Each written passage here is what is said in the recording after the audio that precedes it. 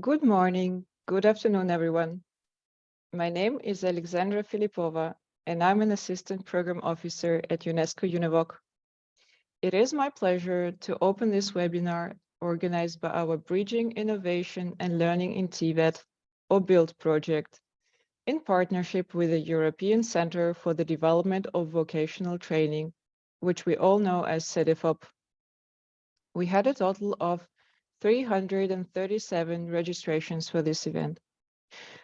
It is the second BILT webinar this week, after we presented on Tuesday the self-assessment tool for Centers of Vocational Excellence developed by our colleagues at ETF. Today, our topic is empowering human teaching talent with digital skills, as Europe is setting the focus on the people-centric digital transition. Before we start, I will say a few words about the BILT project. Our project bridges TVET policy discussions in 3 regions: Africa, Asia and the Pacific, and Europe. We do so through our regular bridging events, and this webinar is one such example. Most of our participants today are from these 3 regions. BILT also develops knowledge products to support TVET stakeholders in addressing challenges in their national TVET systems that arise due to current environmental, technological, societal, and workplace changes. These knowledge resources include our ever-growing database of innovative practices, which showcase successful implementation examples, and also our atlas of emerging trends in TVET, and the BILT expert group publications on new qualifications and competencies. The next BILT expert group publication will be released early next year and will address the green and digital transition in the hospitality and tourism sector. If you would like to take part in our future events or consult our knowledge resources, please visit our website and subscribe to our updates. You will find the link to the BILT website in the chat. The BILT project is implemented with support of the German Federal Institute for VET, or BIBB, and sponsored by the German Federal Ministry of Education and Research. And now I would like to pass the floor to my colleague, Sarah Elson-Rogers, who will introduce today's topic and agenda. We wish you a good learning experience. Thank you, Alexandra. Let's see how talented I can be with my digital skills today.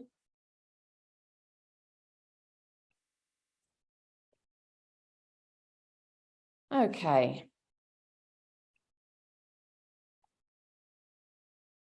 Right, so my name is Sarah Elson-Rogers. I have been working with UNEVOC on summarising the trends in digital skills training for TVET teachers and trainers, and also to document case studies of promising practices as part of the BILT project, as Alexandra just mentioned. Right, before we get into the content, let me quickly just outline a couple of housekeeping rules. There we go. So this webinar can be viewed with subtitles. To access them, please click on the CC Live transcription button at the bottom of the Zoom screen. The webinar today is being recorded, and the recording will be made available through a link on UNEVOC's website in the coming days. We hope you have lots of questions. I know the presentations are going to be thought-provoking today, so please do post your questions in the Q&A. All participants will be muted throughout the webinar, so don't put up your hands and just post your questions in the Q&A. We'll also be moderating the chat, so you can also put comments in the chat. Today's webinar is going to run for 90 minutes, which should take us till 11:30 European time. So let me just say a few words about who we are today. You can see me there on the left, but our moderator for today is Professor Graeme Atherton. Graeme is the head of the Centre for Inequality and Levelling Up at the University of West London. And we have been working together on UNEVOC's projects related to the digital transformation in TVET. Most importantly, we are going to have two speakers today from the European Centre for the Development of Vocational Education and Training, as Alexandra said, known as Cedefop. Cedefop works on VET policy and research in EU member states and is based in Thessaloniki in Greece. I had the pleasure to spend 13 years of my own career as an expert at Cedefop, so it's always with pleasure to work together with my erstwhile colleagues. Our two speakers today are going to present their work on the skills required by VET educators.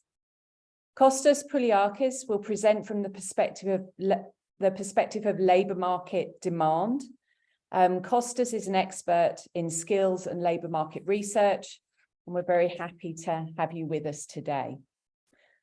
Our second speaker, Irene Psifidou, will speak more about the skills of VET teachers and trainers and how they're being built and expanded. And I'm equally happy to welcome you today, Raina. Raina is the Cedefop expert for youth and teachers and trainers. Before handing over to Graeme, I just will say a few words about UNEVOC's work on digital skills for TVET teachers and trainers. Please, throughout the webinar, do try to keep an eye on the chat because we will be posting links to different pieces of work that you might be interested in to follow up on after the webinar. Yes, so keep an eye on the chat. All right, so UNEVOC's work on digital skills for TVET teachers and trainers started with a survey. The survey was sent to the UNEVOC network members, which comprise over 200 TVET representative stakeholders from 140 countries.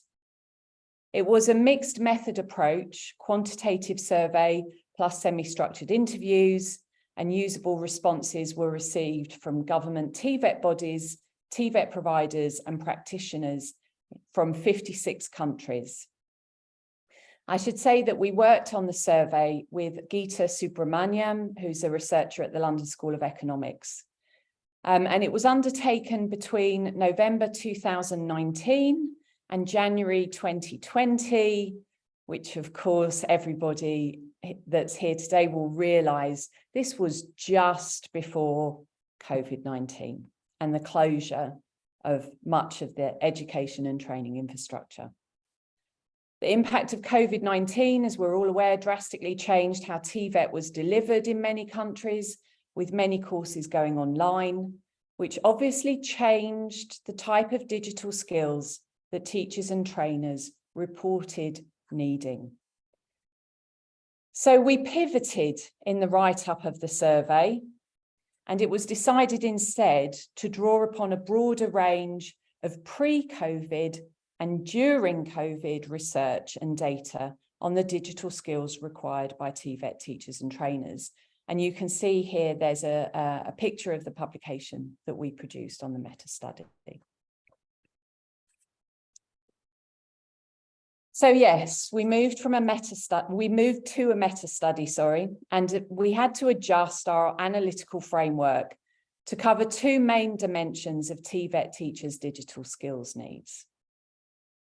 The first dimension was how TVET teachers are acquiring skills to teach new digital technology used in a sector or occupation. So training in workplace relevant digital tech. And whether TVET teachers were receiving the pedagogical support to teach learners how to use new digital technology in the best way. The second dimension, which again you can see on the slide, was the use of digital tools to deliver learning, again from the perspective of whether TVET teachers were receiving support in both how to utilise new digital tools, as well as how to use them to teach in the most effective way.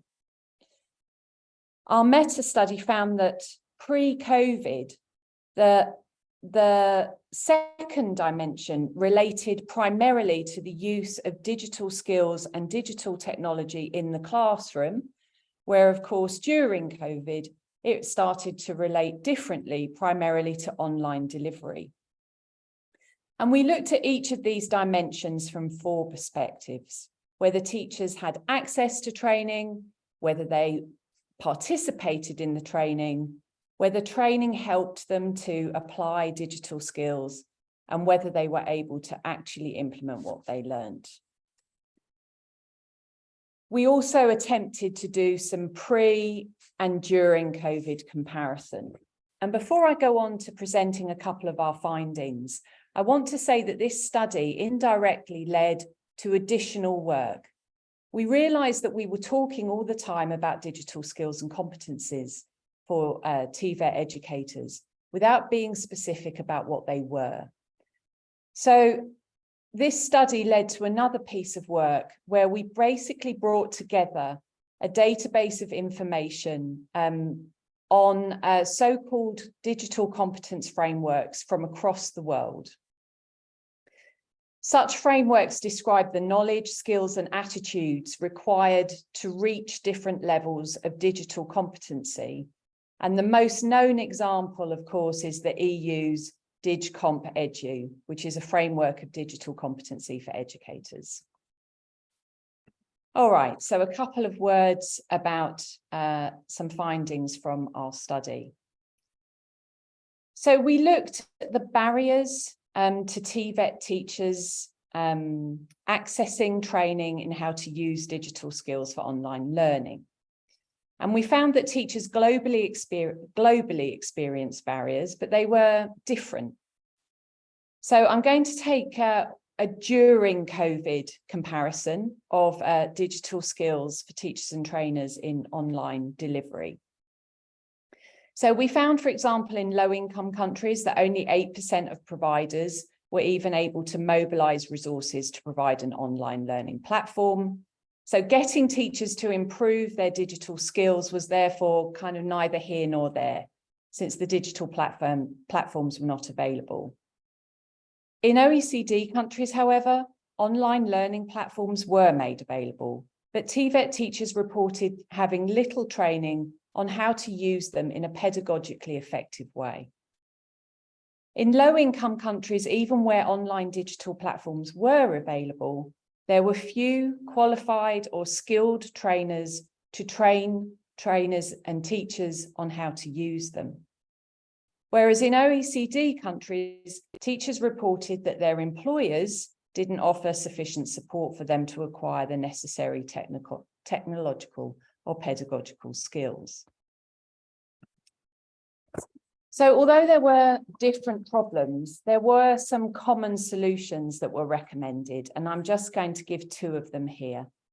First, that TVET teachers want well-designed digital skills training programs that support them in overcoming barriers to their participation.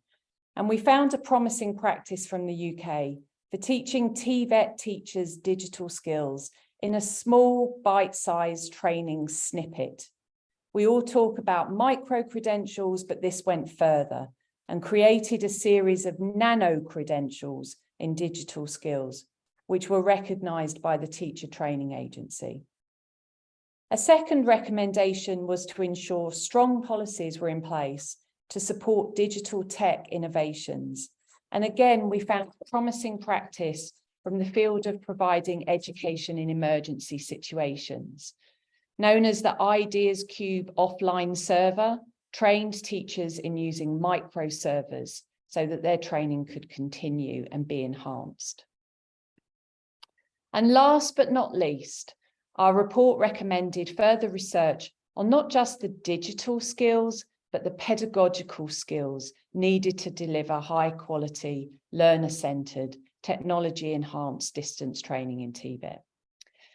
And since our report was published, the UNESCO Global Education Monitoring Report on Technology in Education was published in 2023, and Cedefop are undertaking multiple research projects on labour market digital skills requirements, as well as digital skills for TVET teachers and trainers, and on addressing inclusion. So I hope that sets the scene for our moderator, Graeme, to introduce today's agenda and to our speakers. Over to you, Graeme. Thank you, Sarah. Thank you for that opening presentation. And if you have the opportunity, we would encourage you to go to the UNEVOC Digital Transformation Hub and look at the toolkits, the digital competence frameworks and other materials that are on there to inform your work. There's a rich variance of different information there, looking at different topic areas and transcending actually the truly global sets of information there that you can use. We'll go straight into the presentations now. So what we're going to do is we're going to listen to firstly from Kostas and then from Rina, both from Cedefop, and then we're going to have time for questions. As we said before, please think of your questions while Kostas and Rina are speaking and put them in the Q&A. I'll gather them all together in a bundle and then we'll have a chance for discussion later on. And please get those questions out there. We had a very interactive, I felt, discussion event on Tuesday. For those of you who are here on Tuesday as well, well done. That's 2 seminars of the week like we've done. For those of you the first time, welcome today.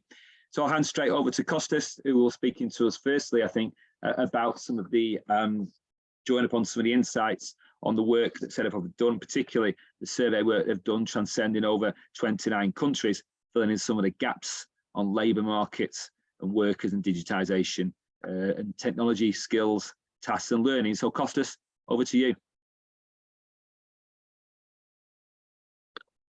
Good morning. Thank you very much to both Sarah and Graeme for the warm welcome, and very good morning also to all of our participants. My name is Konstantinos, or Kostas for short, Pouliakas. I work at the Department for VET and Skills at Cedefop, and in essence, I am the coordinator of the Skills and Work team at Cedefop, which is the team that designs and tries to carry out European skill surveys which aim to detect to the best extent possible what type of skill demands we experience in the different European labor markets, how these skill demands vary across different sectors and occupational groups. And in our case today, we will be discussing very much also about the particular skill needs of teaching professionals. And essentially, what I want to do today with my presentation, which I will also share with you. Is it okay? Can you see it well? Yes. Okay. Perfect. What I would like to do today is to take you through a journey looking at the evidence of what constitutes Cedefop's, but I would also say the European Union's, at least one of the main surveys focused on detection of skill needs and skill mismatches of EU workers. So I will discuss and focus on results from the European Skills and Job Survey, the second wave, which was carried out in the spring of 2021. And therefore, the evidence that it has captured very much reflects the first year of the COVID pandemic, because it asks questions about the last 12 months. So in essence, it has a lot of information that allowed us to understand what type of structural characteristics existed in the jobs, the tasks, and the learning patterns of EU adult workers. And this survey, the European Skills and Job Survey, constitutes one of Cedefop's main tools to detect skill needs in labor markets. At Cedefop, we use the term skills intelligence, and this is a term where, in essence, what we have been trying to do in recent years is to try to compile as much as possible the different type of methodologies and tools that we had been developing over the course of the past now 2 decades. So for instance, at Cedefop, we are the agency of the European Union that is responsible for carrying out the European skills forecasting model, which gives us information about the long-term potential trends in employment and in the different type of demands across sectors and occupations and qualifications in Europe. At Cedefop, we have also since 2014, together with the main statistical agency, Eurostat, been developing the so-called Skills of Aid tool, which is the tool which scans and downloads at the moment more than 200 million online job advertisements from EU employers, from different job portals across all European countries. And we have then developed a specific methodology using artificial intelligence techniques to try to understand better what are the skills that employers are requesting for in their online job advertisements. But as I mentioned, we have also developed since 2011 the European Skills and Job Survey, and the first wave was carried out in 2014. What the European Skills and Job Survey does guarantee is that because it tries to draw a random sample of the workforce in each of the EU member states, it gives us some reassurance that we can capture structural characteristics of labor markets, not only emerging changes, for instance, as we can see in online job advertisement data. So the European Skills and Job Survey also enables us to carry out in-depth statistical analysis, exploring relationships between different variables. So we carried out the first wave in 2014, and since 2018, we started developing the second wave. And at that time, the main focus and the main discourse, let's say, in the policy agenda, you may recall, was very much on the so-called future of work. And there was a lot of discussion about how the advancement of robotics and artificial intelligence is likely to decimate a big part of jobs in labor markets, how fourth industrial revolution technologies are likely to transform the skills profile of many occupations. So we decided to slightly amend the survey and the focus of the survey.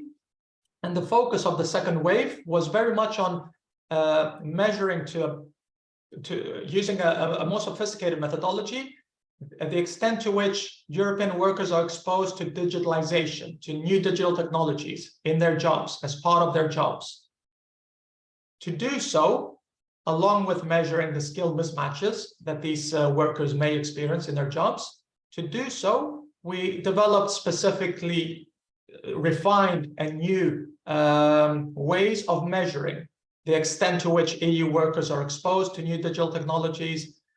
We had to measure what type of tasks EU workers are carrying out in their job. And by measuring the tasks that they carry out, this gives us also a lot of information about what are the core skill needs in their jobs.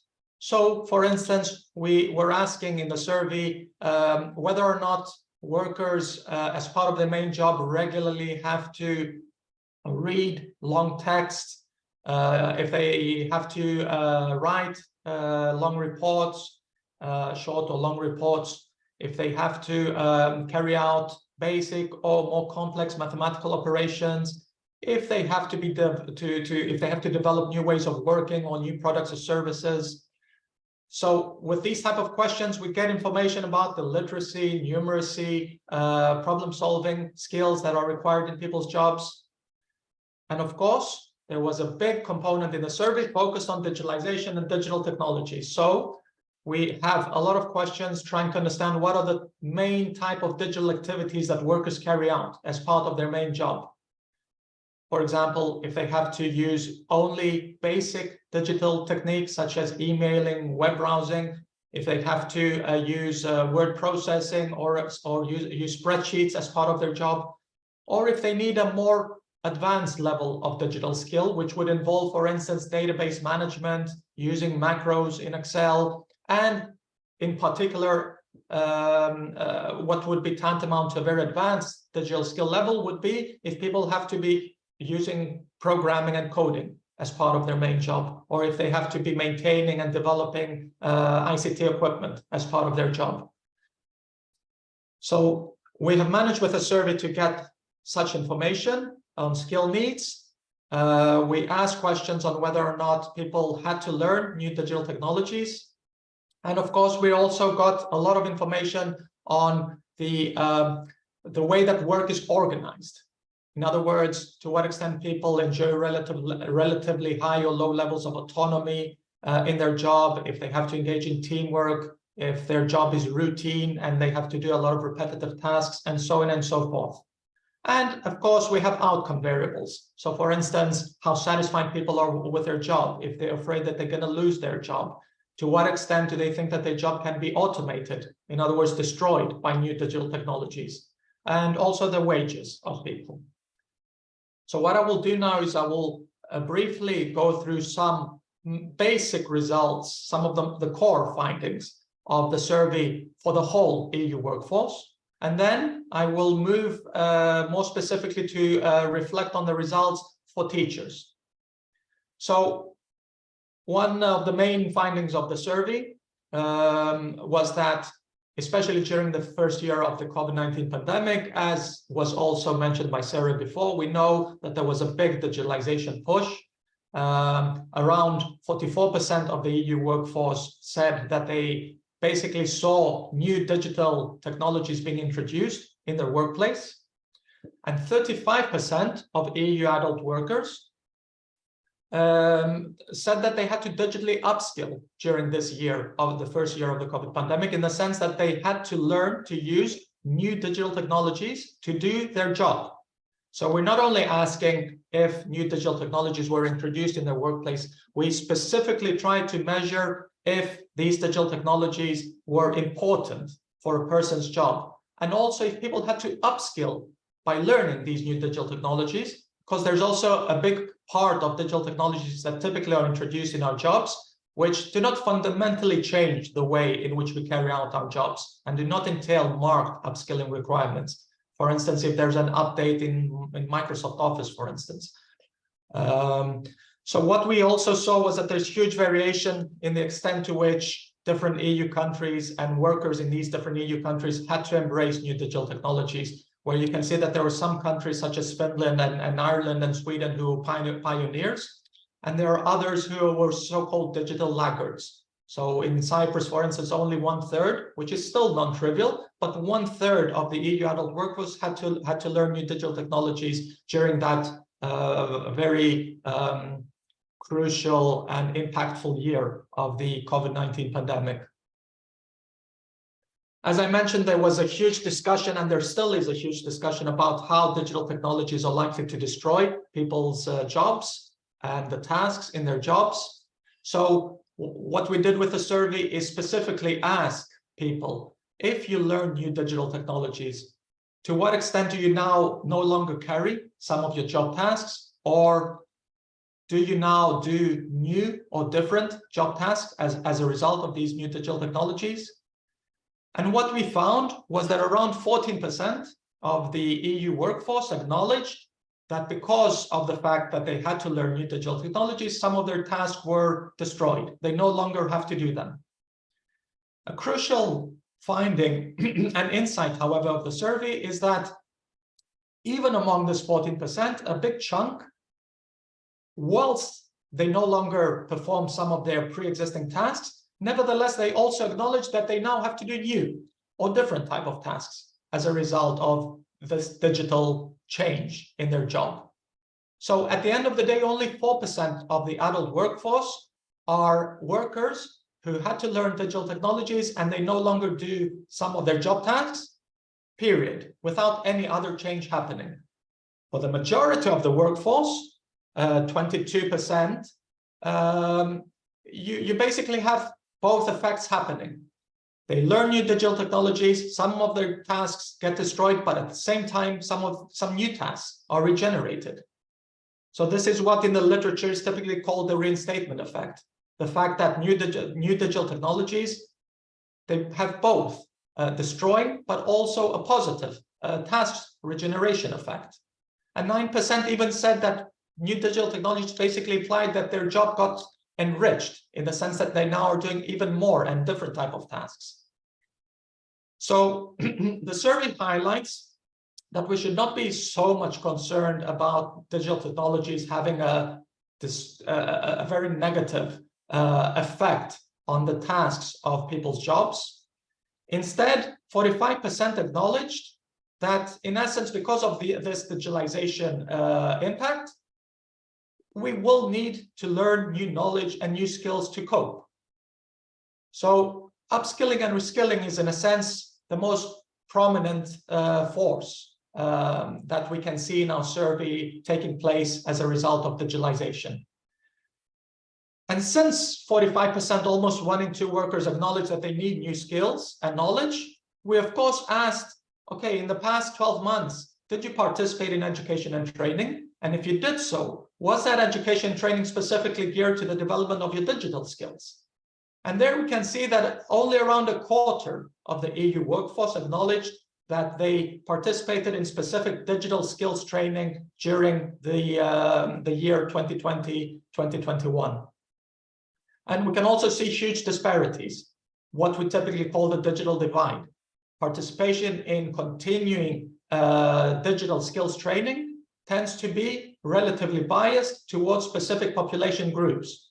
So males, higher educated people, people in more skilled professional occupations, people in larger sized enterprises, people in urban areas, they are more likely to have participated in efforts to improve their digital skills during this period.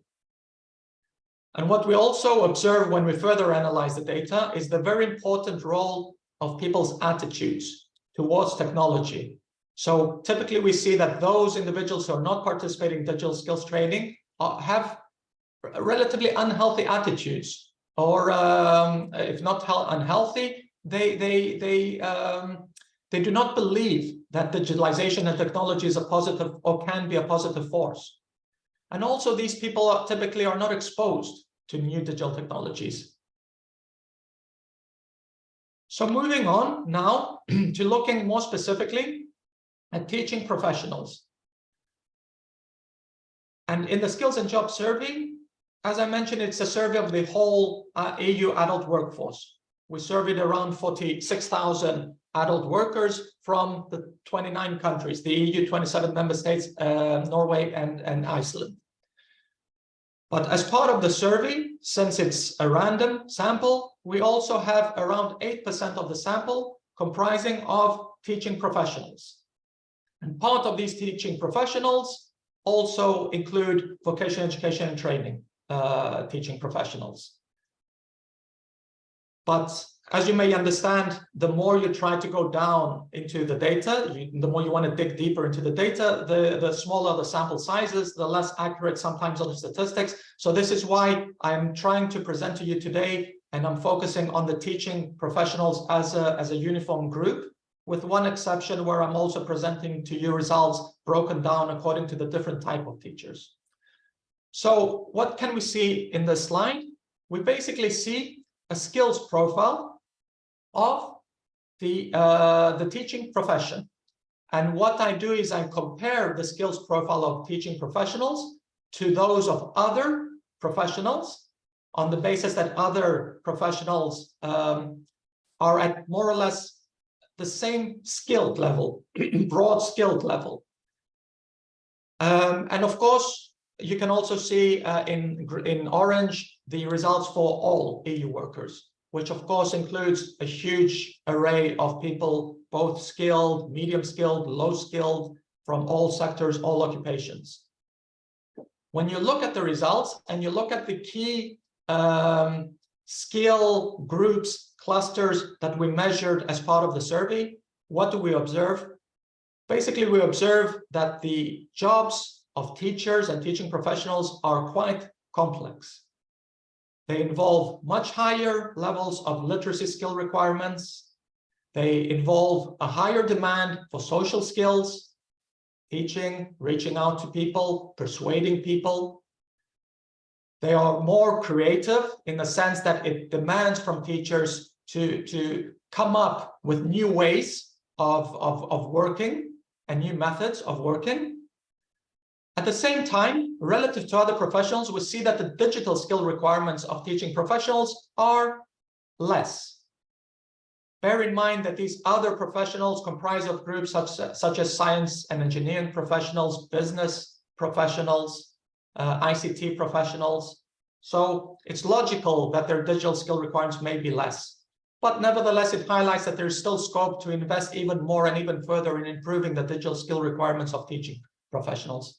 And their jobs are very complex in the sense that it entails that they have to have a lot of autonomy in how they carry out their job tasks. They have to continuously learn. They have to deal continuously with unexpected problems as part of their main job. Focusing more specifically now on the digital skill requirements of the teaching profession, we can see that a large share of teaching professionals typically use computer devices as part of their job. And usually these devices are what we would call mobile devices, so in particular laptops. And then when we try to understand what are the specific activities, digital activities, that teachers carry out as part of their everyday job, what do we see? We see that they are very much so immersed in web browsing, in word processing, in preparing presentations, in using spreadsheets. These are what we would typically call basic, moderate digital skill requirements. And teaching professionals compared to other professionals are much less likely to undertake advanced digital activities, such as database management, programming, maintaining ICT systems. When we try to look at the European Skills and Job Survey indicators, which try to measure the extent to which a person's job is exposed to digital change, to technological change, what do we observe? We observe that on average, teaching professionals during 2020-2021 period have been markedly more exposed to technological change, to new digital technologies, which, as Sarah mentioned, is reasonable if we all remember and recall the tremendous shift and sudden push towards teleeducation that took place during that period. So when asked if compared to the period before the COVID-19 pandemic, if workers now have to use digital technologies to carry out their job tasks more frequently or not, 63% of teaching professionals say yes, compared to 51% of other professionals. 59% of teaching professionals say that during this period, they experienced and saw new digital technologies at their workplace. These are much higher percentages compared to the whole EU workforce. 48% said that they had to learn to use these new digital technologies. Again, higher percentage than other professionals. And then what is also interesting, that a greater percentage of teaching professionals had to participated in more digital skills training. And they did so using online forms of learning. When asked how satisfied they are with the digital equipment that they have at their disposal, a much smaller percentage of teachers acknowledge that they are satisfied compared to other professionals. Now, I mentioned to you how in our econometric analysis, we have detected how important attitudes are, as these attitudes towards digital technologies are, because these determine to a great extent the probability that people participate in continuing education training activities. And what we see when we look at the attitudes towards digitalization of teaching professionals is that compared to other professionals, they are less positive. So a relatively smaller percentage of teaching professionals say that they believe that digital technologies are enjoyable to use at work, or that they believe that they are easy to learn to use, or that they believe that they can improve their performance at work. Even though more or less similar percentages with other professionals say that they are useful to learn at work. So we can see that overall the attitudes of teaching professionals towards digital technologies are relatively less positive compared to other professionals. And then if we try to understand what are the perceptions of teaching professionals towards the possibility that new digital technologies may either destroy their jobs and the tasks that they do, or if they will require or imply a lot of new knowledge and skills.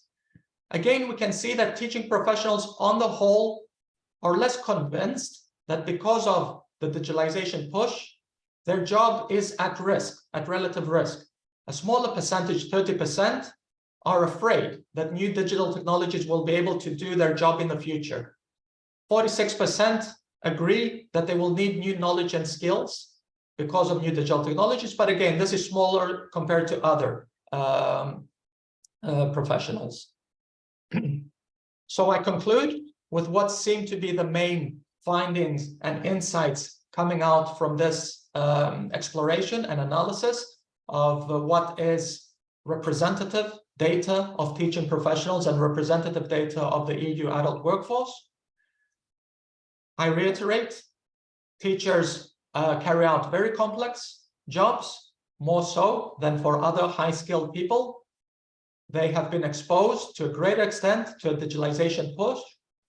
Of course, the type of activities that they carry out are at a relatively basic level. So one can argue that there is still a lot of scope and potential to invest in the upskilling of teachers towards more advanced methods of digital skills. We see that they are more willing to participate in skill development, which focuses on the improvement of their digital skills, and they are even more inclined to use online digital mediums to do so. The survey highlights that policymakers need to pay increasingly more attention to improving the digital infrastructure that teachers have at their disposal, in particular mobile type of digital equipment such as laptops, tablets, which would facilitate their job. And I conclude by saying that in essence, the survey also highlights that a lot of work needs to be done working together and in harmony with teaching professionals, teaching associations, to convince them of the potential benefits of digital technologies, to enable them to understand better how they can perform their job tasks using digital technologies. And also, even though the education sector and the teaching profession, according to many studies, seems to rank quite low in terms of the potential risk of automation, let us not forget that with the advancement now of generative AI, the teaching profession typically is now ranking very high as being one of those occupations which are likely to be adversely, or at least mostly, affected by AI tools such as ChatGPT and the like. So we need to, if not educate teachers, but work with them and continuously monitor how their jobs are likely to be affected and could be potentially modified and transformed because of the advent of new advanced digital technologies, in particular AI. If you're interested, the European Skills and Job Survey data is available in a dedicated online tool that you can find at the Cedefop web portal, and it has information on all of the different type of pillars and blocks that comprise the survey. And you can go and you can explore the data by country, by sector, by occupation, by age, by different types of educational levels. So two of the main reports summarizing the results of the European Skills and Job Survey were published very recently at the end of last year, and any type of questions that you may have, I'm very happy to take them. Thank you very much for your attention. Thank you, Kostas. Excellent presentation. Very interesting data you presented there, giving that macro perspective on the skills and jobs needs and challenges faced across the labour force in Europe, particularly focus on teachers, and much to explore, hopefully, in the Q&A. And encourage you as well, of course, to put your questions in the Q&A. I see some positive comments in the chat there. And please, I'm sure there's much to explore there. We'd love to hear your questions when we come for discussion in the end of today's seminar. So let's move to Irene now, who'll be looking more specifically at national professional development approaches, opportunities for VET teachers and trainers, looking at particular country-based perspectives on these challenges with regard to digitisation and VET teaching. So Irene, over to you. Thank you very much. I don't know if I should say good morning, if we're all in the same time framework. I've been impressed looking into the variety of countries that they are with us today. You know, we being from Cedefop, from a European agency, we're not used to have as audience countries from around the globe. So it's a real pleasure for me to be able to address to all of you. So good morning, good afternoon, whatever your time zone is, it's a great pleasure. I've been with Cedefop quite long, and I've been leading the agency's work on teachers and trainers, specifically on vocational education and training. This is how we call technical vocational education and training in Europe. We use the acronym VET, so you will be seeing this acronym in my presentation today. And I have a special focus also on preventing early school leaving. We refer to early leaving from vocational education and training. And in all of my work during the past years at Cedefop, I try to have an inclusive perspective. So I also lead the work of the agencies to promote inclusiveness in education and training. So inevitably today I will be also looking into the digitalization and digital skills of teachers and trainers from an inclusive perspective also. So let me share my presentation with you. Give me a second. And please also confirm when you're able to see it. Is it okay? Great. Okay, great, thank you. So I don't know how familiar you are with the work of Cedefop. Of course, I will not be presenting today what Cedefop is doing in total, but I will focus on what we do to support VET teachers and trainers. So we monitor national developments that take place in Europe, in European member states, and we try to furnish a new evidence on different topics and issues that may concern VET teachers and trainers. This can be also how attractive is the teaching profession, what are the entry requirements to the teaching profession, and of course we have a special focus on their continuing professional development. We try to, as we work very, very closely with the European Commission and with other EU stakeholders, we collaborate very closely with the European social partners like ETUC and FEE, who are the European Social Partners for Education.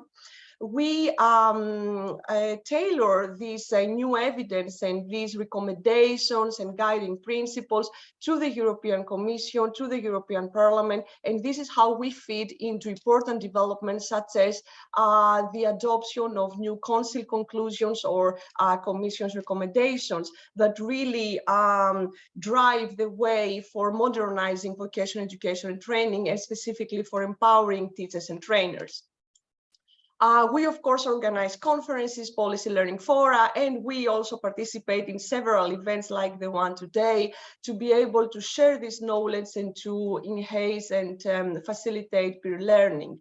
And last but not least, we develop practical toolkits, and I will be mentioning two of them later in my presentation. So through these actually interactive web platforms, these knowledge systems, one-stop shop online sources that we developed, we try to give practical examples and key recommendations both to policymakers and VET practitioners. Now, what I will be presenting to you today is very complementary of what Kosta has presented to you, with a direct focus, as we said, to teachers and trainers, and actually draws from these various actually research that we've done over the past 2 years. I will be drawing from a paper that hasn't been yet published, but it will be published next month. And it's based on a survey that we conducted with our reporting network. Sarah knows very well ReferNet. So we collected some information from this network about what kind of support teachers and trainers received during COVID in order to be able to address all the challenges that they faced. I will be also referring to what we again collected from our reporting network, ReferNet, the 29 thematic reports that was the basis for us to then publish and prepare this synthesis report that Sarah showed you in the very beginning of this webinar, which is about teachers and trainers in a changing world. And of course, a briefing note, which is an executive actually summary of this work. Sarah said, we always talk about digital skills for teachers and trainers, but we sometimes don't even know what are these digital skills. What I would like to state at the very beginning of this presentation is that not very far away, in the past, digital skills used to be an optional extra in education. I can remember my years at school, for example, but today it's a survival skill. And I think this became very, very evident from what Kostas also presented to you. To me, I put that picture there because it very much makes me feel that for teachers, having a digital skill today, it's as essential as it is for an English teacher to know basic grammar in English. But what are the benefits actually of digital skills development for teachers and trainers? There is a lot of research beyond Cedefop and UNESCO and many other institutions and individual researchers that they have shown that digital skills development for teachers and trainers may enhance student engagement. And I think this is quite obvious to all of us. You know, and we know that digital tools are really part of the daily life of students. So imagine if you go to a classroom and your teacher is using a podcast or a tablet or any other kind of digital tool that you do use for your entertainment or for your daily interaction with your peers. So then for sure this makes the lesson and your studies much more attractive. And of course you feel more engaged. This engagement also has another benefit to improve your academic performance, also by using these digital tools. As you generate new content, you become more familiar and this knowledge retains better, and you can have better learning outcomes. Of course, it creates more opportunities for collaboration. There are so many different networking digital opportunities now, so putting together students to collaborate through digital means also has this benefit. Kostas, I think, show us clearly how for teachers having digital skills and being able to develop digital skills to students clearly prepare them for the more digital intensive job market. And then going to teachers, and I would like to say that this is only a very small list of benefits. Of course, there can be many more, but using digital tools and know how to use specific digital tools, it can definitely help them to decrease their administrative workload, the daily administrative workload. So you know that many times in many surveys, teachers and trainers refer that they are so overloaded, and that this overload comes more from administrative work that they have to do, and that they are left with little time to actually focus on their actual profession, which is the teaching. So digital tools can be very helpful to decrease this. And by receiving continuing professional development on digital skills, definitely can increase teachers' performance. It can increase their reputation at school. They can be more accepted and acknowledged by their students and by the other teachers. And of course, always help them to have and feel well in their working environment. Well, before COVID, TALIS, the International Assessment for Teachers, already alerted us that the majority of teachers, they're lagging digital skills. So we already knew that. In the wake of COVID, what was then a digital gap already known to us, it became a chasm. The challenges that teachers and trainers faced during lockdowns and when schools were closed around the globe for an extended time of period, they were major. This is taken from a preliminary analysis that we did at Cedefop already during the first lockdown. So already during the first lockdown, from a network which is called Ambassadors for Tackling Early Leaving, we ask teachers and trainers what kind of challenges they face, and you may see that we go from the very basic to be able to have the equipment and access to internet connection, to be able to have the right digital skills to work with the available platforms. And of course, I think something that remains a big challenge is how to use digital teaching content, because what we experienced in the first lockdowns, I think it was the teachers taking the book, the same physical book, showing on the screen and trying to teach students with this same material that was meant to be, of course, for teaching, for physical teaching and learning. Of course, governments, they responded very, very quickly to the challenges faced by COVID-19. And in a new survey that we conducted last year with our ReferNet network, we asked them what kind of support they received during the COVID and the lockdown.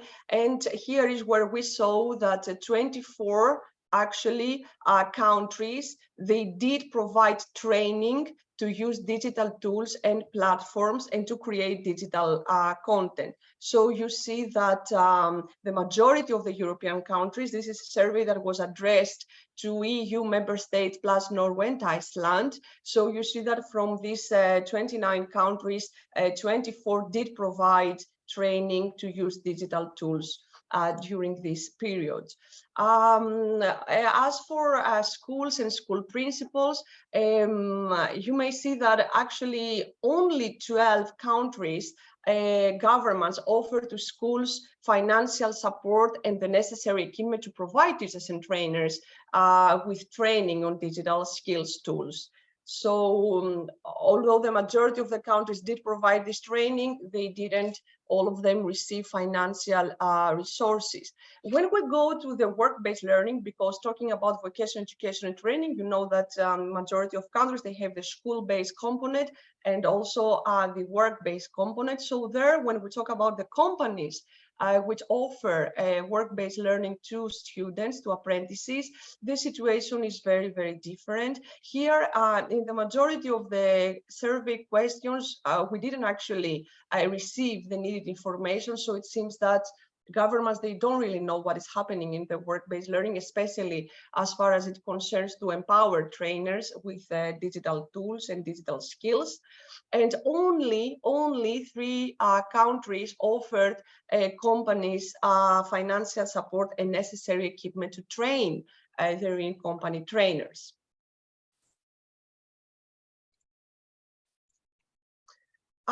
So looking now into what kind of policy responses countries are providing to digital skills development for teachers and trainers.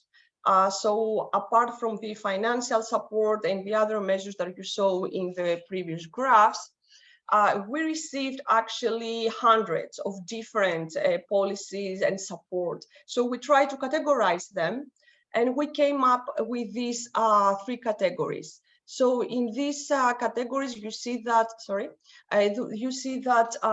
some of the policies, they actually focus on the technical issues. So they develop tools and resources like the selfie tool for VET and so forth to provide to the teachers and trainers. Others, they focus more on theoretical aspects. So they develop frameworks, they develop strategies and guidelines on how to provide, for example, continuing professional development and so forth. And others, they have the support measures, which is to conduct research, to provide funding, to develop networks, and so forth. As far as these different categories and typologies of policies, here I try to give you a couple of examples from different countries, but what I want to say is to show you where actually the main focus is. So you see that 17 countries, they actually provide more tools and resources, and 11 countries, they actually focus on developing continuing professional development programs for teachers, whether less and less countries, they provide frameworks and concepts and so forth. One framework that was mentioned by Sarah in the very beginning of this webinar, the European Framework for the Digital Competence of Educator, is the one that has really influenced EU policies in order to provide a common framework for them to design the continuing professional development and digital skills development for teachers and trainers. I will not go into presenting this to you, but this is a very interesting framework because it's very holistic, it's very comprehensive.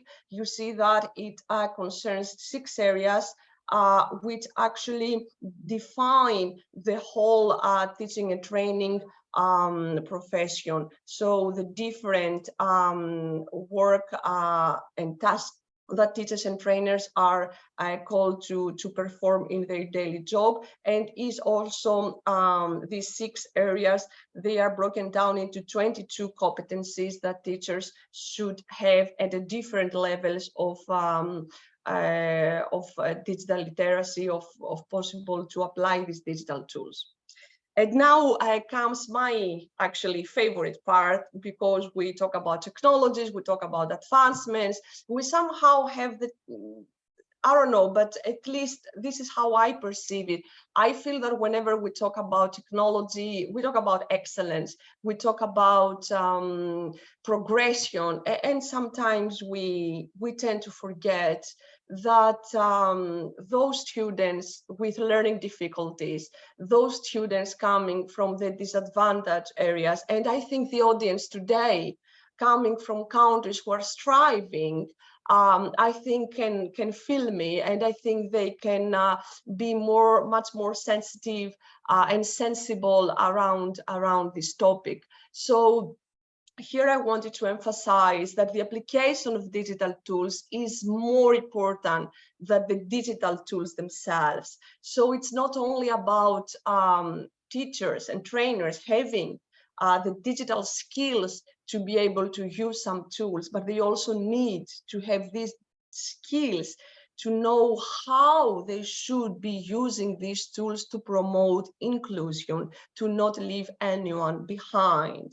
And here you see a long list of bullet points where students, but also teachers themselves can lag behind if digital tools are not really used with inclusive perspective. And for this reason, at Cedefop, we have developed 2 toolkits, which are actually available in the UNEVOC databases of toolkits. So you can either access these toolkits from these direct links, or you can visit, I guess these databases are familiar to you, and you can find them from there. So these are 2 big web platforms, interactive web platforms, that they meant to support those learners at risk of dropping out, or those who have already left education, they abandoned their studies early, and those who are not in education, employment, the needs, as they are called, non-employment education or training. And in these toolkits, we provide a plethora of very rich resources for teachers to be able to develop different intervention approaches to support their students, to promote inclusion in their classroom, but also we have interventions for policymakers to design and modernize their vocational education training systems, looking for more flexibility, accessibility, and inclusion. So in one of these 20 key intervention approaches, we have the digital inclusion and well-being, and actually another one is about the professional development for inclusive teaching and training. So these are intervention approaches which are designed specifically to raise awareness on the risks that digital tools and technologies have if they are not used appropriately in the learning process in order to accommodate the needs of all students. So I invite you to explore the toolkit, to explore and read the different guidelines and tips that we provide. We also draw from different good practices from member states to illustrate how actually one could provide the digital skills needed for teachers to promote inclusion and so forth. And I will finish by looking a bit into the future. So when I started, I presented to you the various lines that we have of work at Cedefop, the research, the toolkits, the surveys, and actually what we plan now for the future together with my colleague Kostas is to prepare this European survey of VET teachers. We gave the acronym EVTS. This is a survey that now just starts its preparation, and we hopefully plan to carry out during the academic year 2025-2026. This is a very important development for us at Cedefop, because this will be for the first time a survey which is focused on vocational education and training teachers. This is the first time that we will ask them to raise their own voice and give us important information and important data that we are lacking at European level. So from this survey, we will try to understand how the continuing professional development of teachers and trainers is provided, is structured, what is actually the CPD, the acronym for the continuing professional development, that teachers are looking for, what are their needs, and what kind of CPD they are opting for. We wish to try to measure the different CPD activities and see across different types of VET teachers, but also across different countries, how CPD varies, how the needs vary, how the provision varies. And also we want to know the drivers that motivate teachers to participate in their continuing professional development, but also which are the factors that impede them perhaps for having access to CPD. And the most important and perhaps innovative element of the survey is that we will try to measure the effectiveness of this continuing professional development on the acquisition of skills, like also digital skills, and also the effectiveness on their daily job performance. So we look very much into this survey. And with that, I would like to thank you very much for your attention, and I'm open also to your questions. Thank you. Thank you, Rina. Another fascinating and detailed presentation. Particularly interested in the survey you're taking forward. Maybe that's something we can discuss further later on. At the moment, just any more questions, please? I mean, the two really interesting presentations. They're different, but very detailed. They're particularly, obviously, a focus as well, Rina, on inclusion, an area of particular interest to myself and my research in that final presentation there. Maybe Sarah, you could kick us off with a couple of questions, maybe, on your reflections on those presentations. So Sarah, if you have a couple of other questions for us. Of course, unmute. Both very interesting presentations. Thanks so much, Kostas and Reina. I think I'm going to address my first question to Kostas.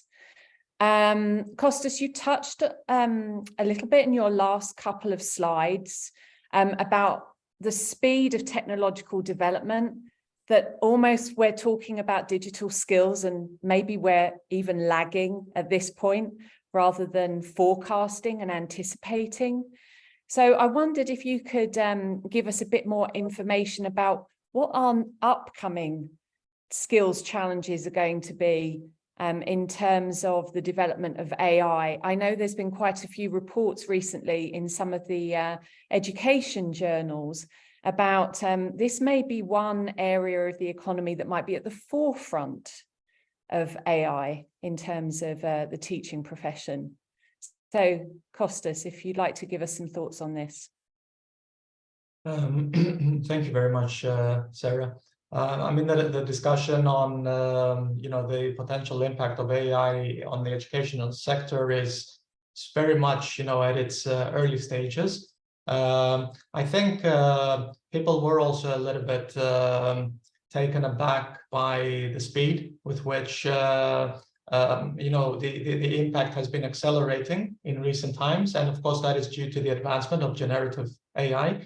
Because as I mentioned to you, all of the previous studies that were looking at the impact of automation, impact of machine learning on occupations, of course, I'm referring to the Fry and Osborne study, which is the one that is typically most referred to, carried out in 2013, would typically rank, professions associated with education very, very low. These are occupations considered to be relatively safe and insulated from advancements in AI. And the reason being that we all understand, and as I even showed in my presentation, the teaching profession relies heavily on high-end cognitive processes. Teachers need to be able to communicate. Teachers need to have outreach to students. Teachers are, they're not machines just transmitting codified information. They are humans reaching out to other humans. So in that respect, we were a little bit apprehensive about the impact of AI in education.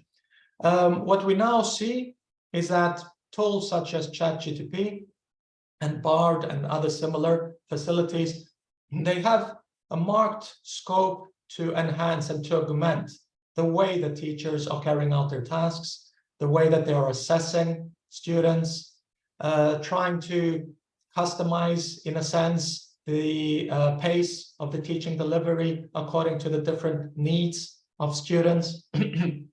So there is, tremendous potential and scope to use these tools to do a much better job.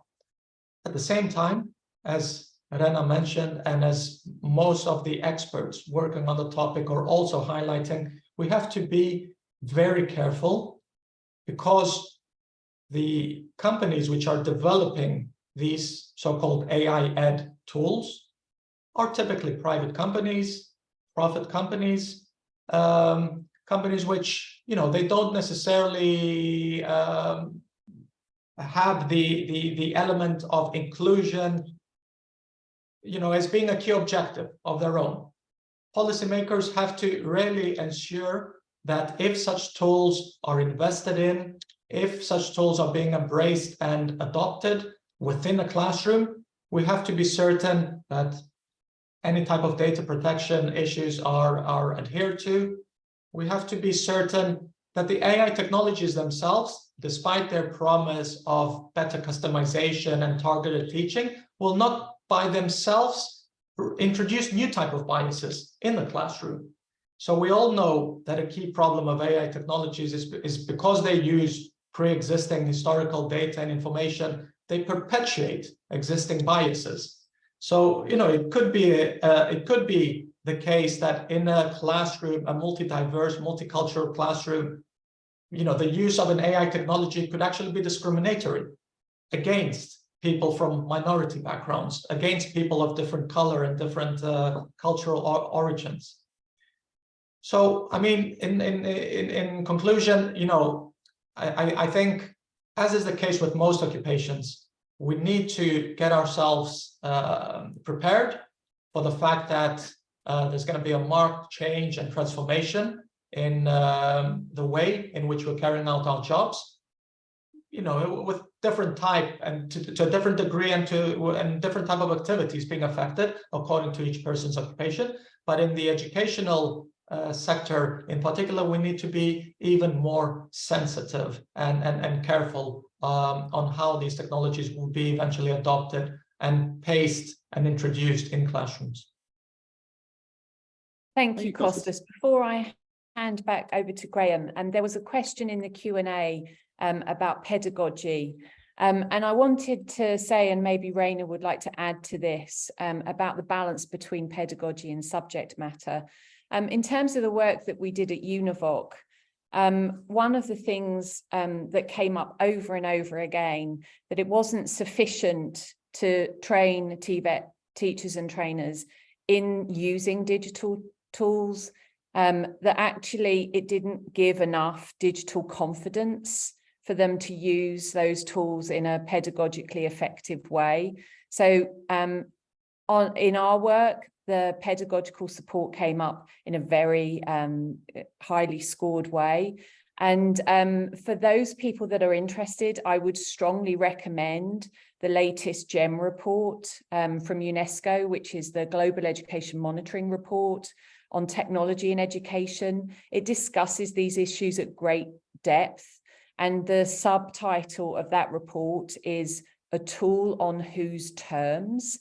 Are these tools being used to the advantage of both the teaching profession and those that are learning, which I think Kostas just touched upon there in terms of AI. Graeme, would you like to ask Raina a question or answer one of the other questions in the box, or shall I go ahead and ask Raina? Ask Raina a question if you want, Sarah, and we'll come back to the Q&A, what we have later on, yeah. Okay, perfect. All right, Raina, I'm very interested in your last slide. Like you said, no wonder it's the one you find most exciting and interesting. And because I think there's a lot to uncover on the issue of how digital technology can be used to either improve inclusion or make it worse. So my question to you is, you talked about the gap becoming a chasm and some of the risks of digital tools. Is there an upside, do you think? Can digital skills and digital tools be used in such a way to improve inclusion? Absolutely, absolutely. And I mean, bearing in mind all these risks, then many tools and many new tools can help prevent dropping out from VET. For example, they have been designed tools that can detect those learners that they have less engagement with their studies. There are tools that I mean, Kostas knows much better about those tools that can really be used according to the different abilities of the students. So something that for today, it's a huge challenge for a teacher to be able, with 30 or more students in a classroom, be able to teach and diversify his teaching approach based on the different abilities and interests of the students. This is something that now technology can do. So there are several new and emerging tools that can definitely help students with disabilities, for example, even for migrants, that they can translate immediately to their own language. There are so many ways, and technology can help us so much to promote inclusion. The issue is that we are aware of that, and that the teachers, they really select the right tools, and they know how to use these tools in order to promote inclusion. I mean, I had a follow-up question on that issue. In regards of these tools that are used to promote inclusion, how do we enable them to be used? What's your perspective on this? Are they being used frequently? What's the policies required to ensure that these tools are available to teachers? Or are they just for the minority of countries or schools that use them? No, we don't have this information, and we hope that through the new survey, actually, for which I'm very excited too, that we will be able to have more information about it. The information that we now have in our hands is from the latest report that we talk about teachers and trainers in a changing world. We know all the challenges, so we know that equipment, it's usually not available in schools, or the continuing professional development is not offered in order to be able to use these tools. We know that there are issues with funding. We know all that, but at least from my work, I don't know if Kostas wishes to complement this. We don't have specific information about especially also for digital tools that promote inclusion, how much they are used and how they are used, and what is the impact actually. If you don't mind. I mean, sorry, Kostas, yes, please. Sorry, Graeme, I was just going to supplement in the sense that, as Elena said, you know, in a sense, we're investing very much in this new European VET Teachers Survey to actually get more information on the take-up of digital technologies by VET teachers. But on the other hand, in 2020, again, using our referent network, a network of experts across all European countries, we did try to ask them questions related to what are VET systems doing to adapt, to prepare better or to take advantage of the fourth industrial revolution technologies, as we were calling them back then, including AI. And I mean, the gist, the essence of what came out, having you know, received 27 national country reports, was that most countries were basically acknowledging that they weren't really prepared for these technologies. There was some good case examples like Finland and Sweden, who, especially Finland, who, you know, they were sort of already full scale embracing AI as part of their overall competitiveness and education and training strategy. But most countries, you know, there were very few examples and instances where you know, it would be reported that there were activities to introduce AI technologies in schools. There were activities to train teachers about AI and to prepare them for AI.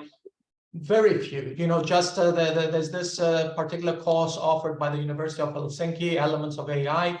And there were some countries at that stage where they were basically saying that what we are planning on doing is to invest in helping teachers to understand what is AI, to understand, you know, the elements of AI and how they can be potentially used. So at least in 2020, although 3 years now have gone by, there was poor evidence of reactivity in that aspect.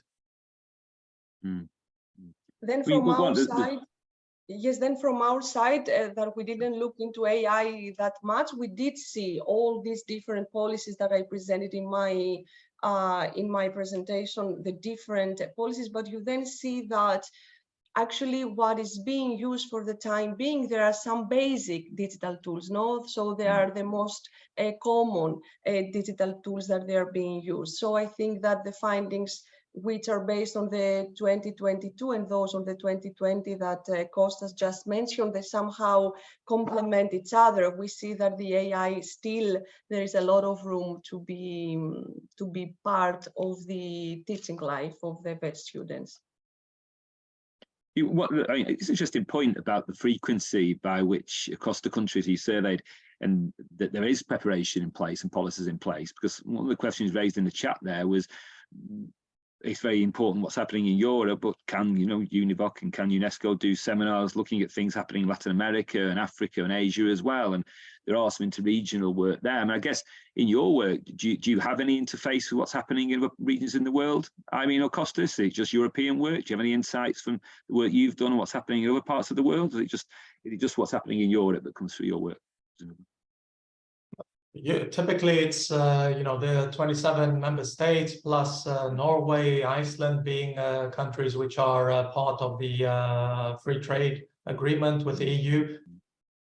depending on the theme, depending on the topic, of course, we also, we're not agnostic. We try to understand, what is going on in other regions of the world. So at least in the area of my work, which is skills anticipation, skills identification, we're very much fully aware of what's happening in the US, Canada, Australia. We've participated very much also together with your colleagues of yours at UNESCO in different events, in China, for instance, a year or two ago that I went to. So we do this on the basis of good practice and understanding what's also happening outside the European context. But Cedefop is the European agency.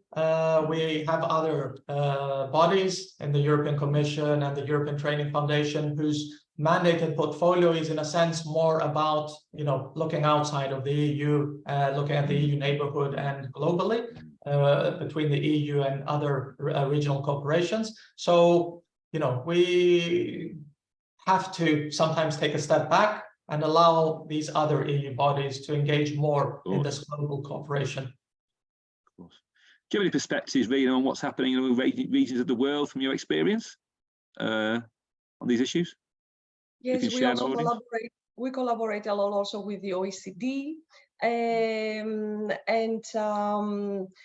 in general, I would say what Kostas just said. I don't know really, because I haven't studied how vocational education and training is governed and structured in non-EU countries, but having already 29 countries or more to cope, it's really complicated to look into these developments that are happening in EU countries, because there are so many and they are so, I mean, the system change and the policies change very fast. Then the practices and the implementation of such policies, I'm not that sure, but at least developments are great. So we are already striving really to be able to monitor, and Sarah has good insight on that, to monitor and understand all the developments that are happening in EU, and this is actually our focus. Yeah, can I just let me weigh in on that for a moment, because one of the things that's really notable from the data, especially over COVID, was that even in the most developed of countries, they didn't cope that well. The statistics from a UNESCO perspective just look less shocking than the rest of the world. But if you only knew what the statistics from the developed world, 20 to 30% of students in both general education and VET had patchy at best provision, and some of them had none at all.